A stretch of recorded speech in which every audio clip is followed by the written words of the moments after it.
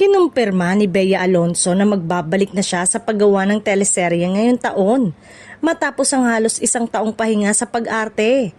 Sa isang panayam ng Entertainment Press sa event ng isang jewelry store sa SM Aura sa kanyang iniendorso, ibinahagi ng aktres na handa na siyang muling humarap sa kamera at sa kanyang mga tagahanga. Ayon kay Bea, nakatakda na siyang magsimula ng bagong proyekto sa telebisyon sa lalong madaling panahon. I'm going back to TV after a year of hiatus.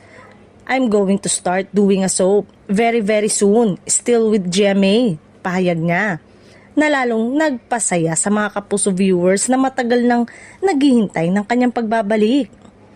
Ibinunyag din ng aktres na kakaiba at matapang ang karakter na gagampanan niya sa kanyang comeback series. Aniya, it's something really brave. At idinagdag na ito ay isang papel na hindi pa niya nagagawa noon. Dahilan para mas maging excited siya sa bagong hamon sa kanyang karera. Dagdag pa ni Bea, napapanahon ang tema ng teleserye at may kaugnayan sa mga isyong kinakaharap ng bansa sa kasalukuyan.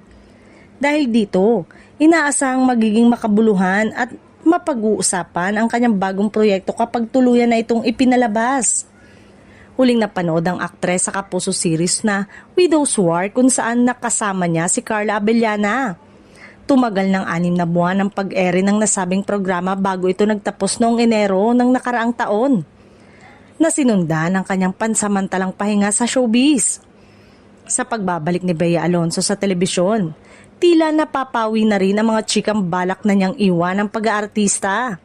Sa halip, mas pinili ng aktres na magpahinga sandali upang maghanda sa panibagong yugto ng kanyang karera. At ngayon ay muli na naman siyang aabangan sa kanyang inaabangang teleserye comeback.